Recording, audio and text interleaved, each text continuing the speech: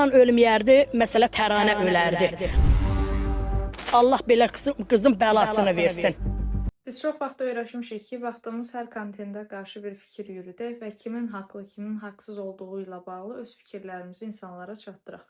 Ancaq bu videoda mənim bunu deməyim biraz lazımsız olacaq və mən işin digər tərəfinə toxunmaq istəyirəm ki, cəmiyyətimizdə qızlarımızın hərəkətləri o qədər ailələri tərəfindən necə deyim sizə, böyüdülür və ailələrin üstündən atılmağa çalışılır ki, artıq qızlar bir müddət sonra ailədən separasiya olunmağa başlayırlar və düşünürlər ki, edəcəyim hər böyük səhvdə və yaxud da kiçik səhvdə bunun heç bir fərqi yoxdur. Ailəm məndən imtina edəcək, ailəm məndən üz döndərəcək və s. və s. kimi.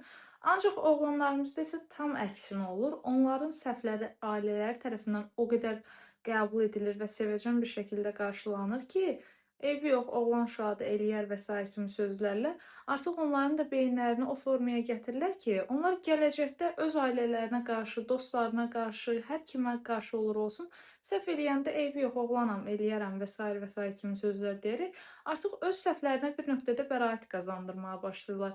Və digər cinayətlər, bütün böyük hadisələrin hər birinin yaranması da bundan irəli gəlir ki, insanlar öz səhvlərini o qədər sevirlər və bunun arxasında dururlar ki, hətta bunlar çox böyük şeylər olsa, cinayətlər belə olsa, artıq bir nöqtədən sonra hər nə hüquq qalır, nə insanların fikirləri qalır. Onlar zaten öz bildiklərini eləyərək istədiyi həyat tərzində sürməyə davam edirlər və sonra deyirlər ki, niyə bu qədər qadın cinayətləri baş verir, niyə bu qədər qadınların üstünə gedilir? Səbəb oğlanların düzgün tərbiyə edilməməsi və qızların da tərbiyə adı altında bu tip ailədən separasiya edilməsidir.